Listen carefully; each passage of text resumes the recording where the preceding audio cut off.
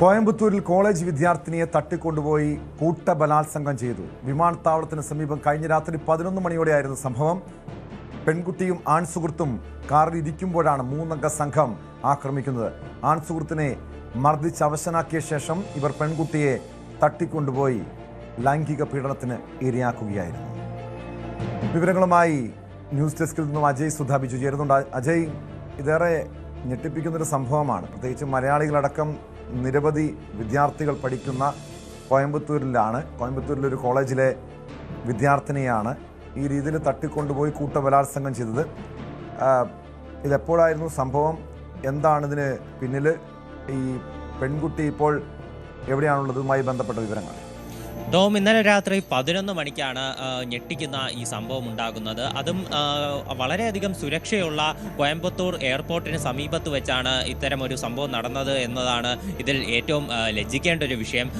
ഈ ഒരു സംഭവം നടക്കുമ്പോൾ ഈ പെൺകുട്ടിയും അതുപോലെ തന്നെ ഈ പെൺകുട്ടിയുടെ ആൺസുഹൃത്തും കൂടി കാറിലിരുന്ന് സംസാരിക്കുകയായിരുന്നു. അപ്പോൾ ഇവിടേക്കാണ് മൂന്നംഗ അക്രമി സംഘം എത്തി ഈ ആക്രമണം അഴിച്ചുവിടുന്നത്. ഈ പെൺകുട്ടി ഒരു MBA വിദ്യാർത്ഥിയാണ്, 19 വയസ്സുള്ള ഒരു കുട്ടിയാണ്. അപ്പോൾ ഈ കുട്ടി ഈ ആൺസുഹൃത്തുമായി കാറിൽ സംസാരിച്ചു കൊണ്ടിരിക്കുമ്പോൾ മൂന്നംഗ സംഘം ഈ ഒരു ബൈക്കിൽ ഇവിടേക്ക് എത്തുകയും അതിനുശേഷം ഈ ആൺസുഹൃത്തിനെ ആദ്യം മർദ്ദിച്ച് അവശനാക്കുകയുമായിരുന്നു.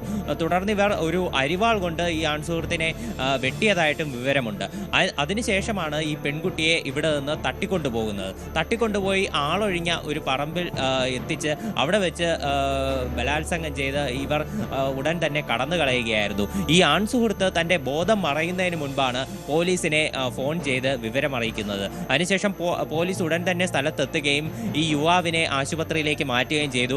ഈ യുവാവ് ഇപ്പോൾ കോയമ്പത്തൂർ മെഡിക്കൽ കോളേജിൽ ചികിത്സയിലാണ്.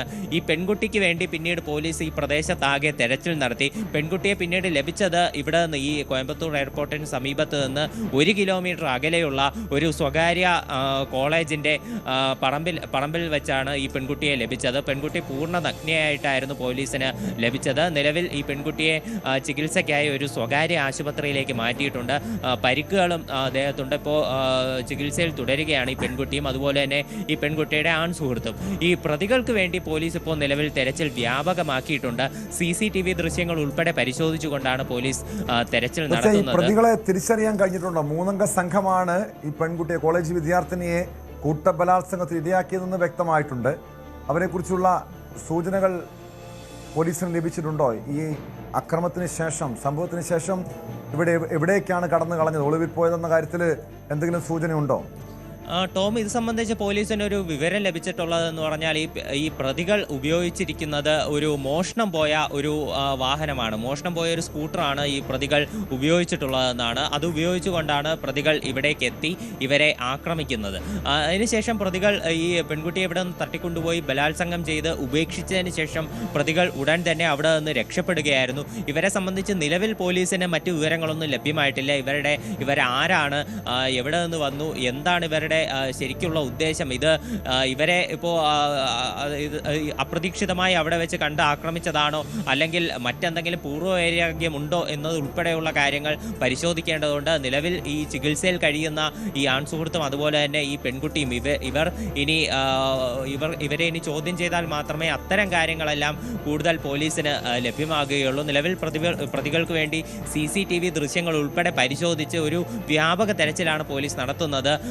7 വ്യത്യസ്ത തെരച്ചിൽ സംഘങ്ങളെ ഈ പ്രതികൾക്ക് വേണ്ടി അന്വേഷണം നടത്താനായി പോലീസ് നിയോഗിച്ചിട്ടുണ്ട്. അജയ്, കോയമ്പത്തൂർ വിമാനത്താവളത്തിന് സമീപമെന്ന് പറയുമ്പോൾ നഗരമേഖലയാണ്. ഇവിടെ വേണ്ടത്ര സുരക്ഷാ സംവിധാനങ്ങളോ പോലീസിന്റെ പരിശോധനയൊന്നും രാത്രി സമയങ്ങളിൽ ഇല്ലാത്ത പ്രദേശമാണോ? ഇതിനു മുൻപ് സമാനമായിട്ടുള്ള അക്രമ സംഭവങ്ങൾ സ്ത്രീകൾക്ക് നേരെ ഉയർന്നിട്ടുണ്ടോ?